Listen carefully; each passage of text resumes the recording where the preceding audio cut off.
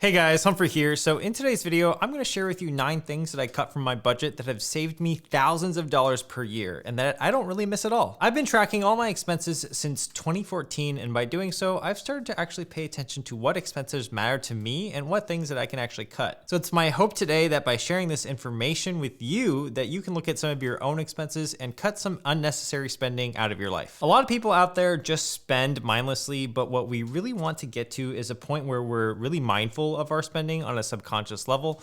Now, I'm all for spending money on things that I want, but I really want to make sure that my spending is purposeful. So the first thing I actually cut from my budget is alcohol. Now, especially when you're out at dinner or at the bar, it's no surprise that restaurants and bars actually have the most margin baked into the drinks themselves. They're easy to consume and people love paying a premium to feel good when they're out. Now, most of the time when I'm out for dinner, I notice a lot of my friends like to get just 1 drink or 2 drinks for fun, and this is something that doesn't appeal to me or really does anything for me. It's especially hard to break the cycle with your friends, especially if you're sitting down for dinner and your first friend, the waiter comes around and the first friend goes, okay, I'll have a margarita. The second goes, okay, I'll have a beer. The third goes for a craft cocktail, and then the waiter looks at you.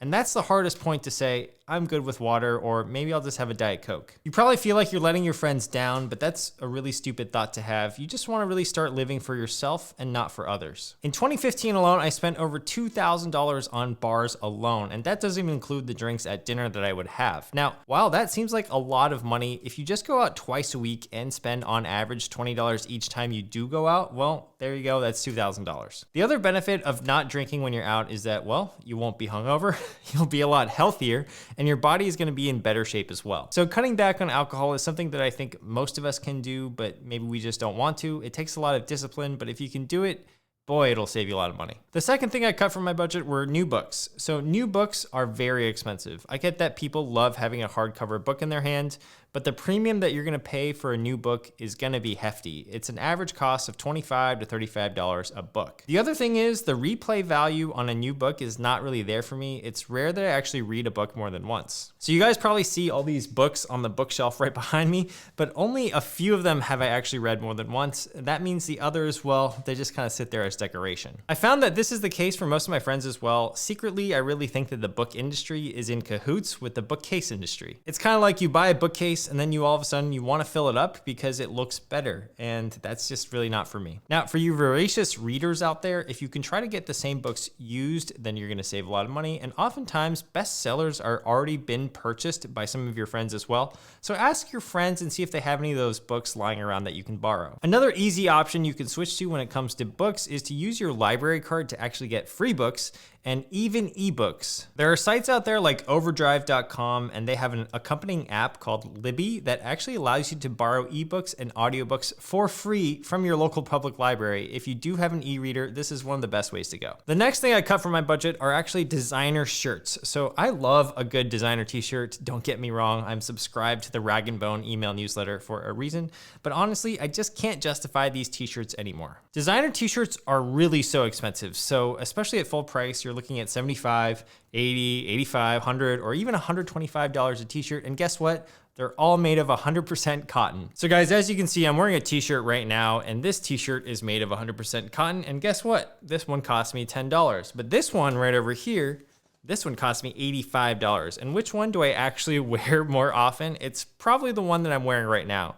And honestly, they look so similar besides the logo that most people won't even care or comment. I feel like people buy designer to make themselves feel good. So if you can disassociate your feelings of feeling good from buying something fancy and materialistic like a designer item, the more happy your bank account and wallet is gonna be. Just the other day, I went to Nordstrom to look for a new shirt since I wear the same 5 shirts in all my videos. And honestly, I saw a shirt that I liked, but it was $125. Now, that shirt was not made of gold, and I was thinking about all the better things that I could have done with $125 than buy that shirt. So in the end, I just said F it, and I left, and I didn't get anything. If anyone out there has some good suggestions on where to get good t-shirts, please let me know. I'm all ears, and let me know in the comments. The fourth thing that I cut from my budget was coffee 70% of the time. Now, what do I mean by 70% of the time? Well, in 2014, 2015, and 2016, I used to get coffee outside 100% of the time, as in I didn't have a coffee maker. In 2017, I went into a phase of making my coffee every single day at home, doing the full, let's save a ton of money on coffee movement. These days, I just go with a sensible approach. So if I want coffee and I'm out and about, I'm not gonna make myself feel guilty for grabbing a latte at a coffee shop with friends or even to do some work. I would say that 70% of the time, I'm still making that coffee at home, but the 30% of the time,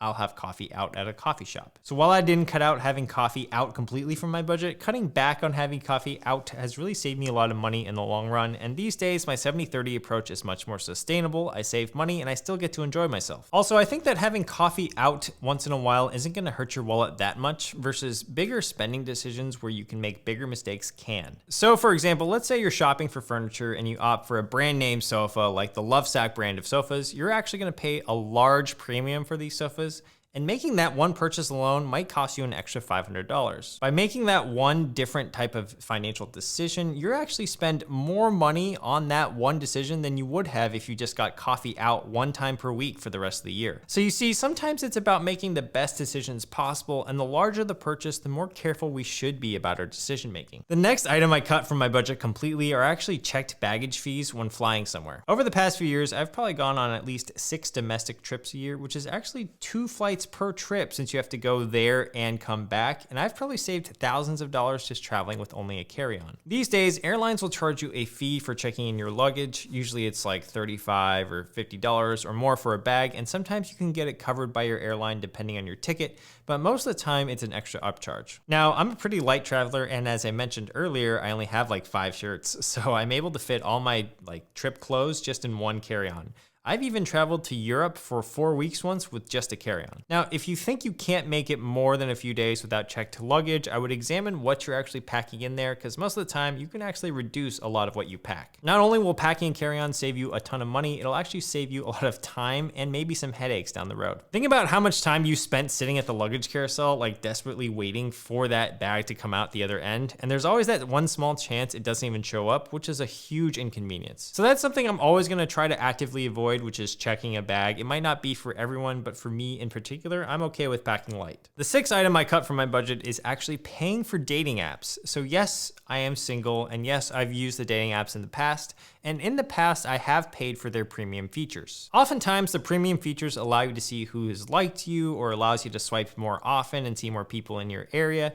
And in the past, I used the logic that, well, I would be spending, $60 on a potential date with someone, so why not spend $60 on a dating app that could potentially help me meet someone? But the thing is that paying for these services on dating apps won't guarantee you a match, and in my experience, I found that their algorithms work the same no matter if you pay or you don't pay. Most of these premium services are aimed at men because most of the women I know have actually shared with me that when they're on a dating app, they just get endless matches over and over again. Guys, on the other hand, we have a lot harder of a time, so a lot of the apps are designed for us to spend money. I also don't really like the thought that these apps have it in their best interest to keep you single, because the more often or the more time that you're single, the more that you're going to be paying for their premium service.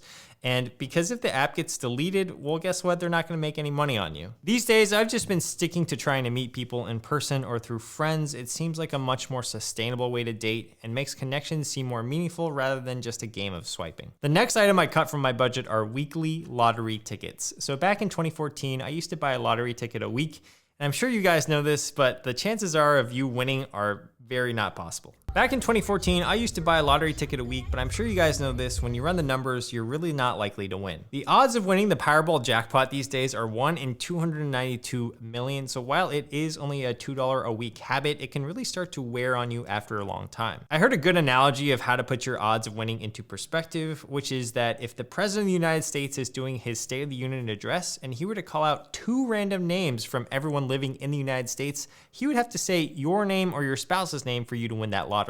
Now, the chances of that are very slim, guys. Can you imagine Barack Obama or President Biden or Mr. Trump saying your name on a podium during the State of the Union address? So these days, I don't really mess with the lottery. Now, if there is a jackpot, let's say worth $1 billion or more, I might enter it once simply for fun and simply for the fact of being entered in to win. The other thing with the lottery is that it could become an addiction, so the more that you can keep these vices away, the better. Next up are actually bank fees. So I personally meet the minimums for a lot of these bank account fees these days, but if you don't meet the minimums, oftentimes banks will charge you a monthly service fee just for having the account. Not only that, these fees don't really amount to anything other than getting you a measly amount of savings rate interest. The average interest rate of a checking account these days is 0.03% per year. So it definitely sucks if you're holding money in one of these accounts, not making any money on interest and having to pay a service fee. For example, Chase Total Checking has a $12 monthly service fee unless you have a balance of more than $1,500 in the bank account at the beginning of each day for the monthly statement. If you are in the position where you don't qualify for any of their requirements to waive the fees, what I would do is just transfer the money out into an online savings account like one from Ally Bank. For example, you can get a high yield savings account from Ally Bank and it's completely free to have with any amount of balance. So make sure you guys aren't paying unnecessarily for bank account fees because that will wear on your budget after a long time. The next item on my list is actually impulse purchases. Now, these are probably the hardest thing to cut from any budget,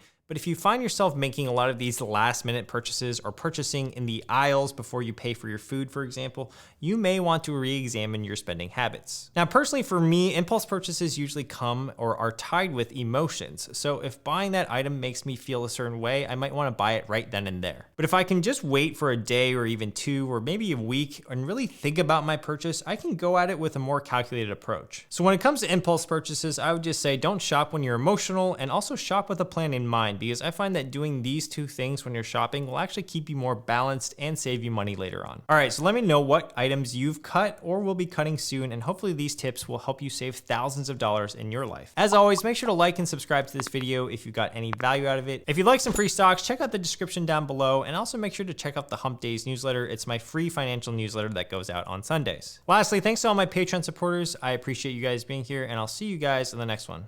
Peace.